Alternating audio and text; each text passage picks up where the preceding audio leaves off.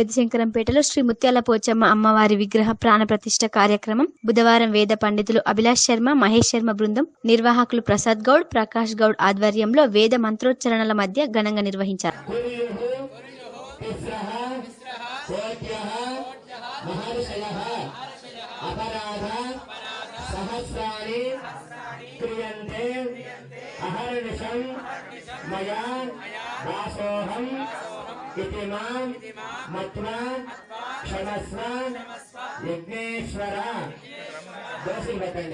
చెప్పండి స్వస్తి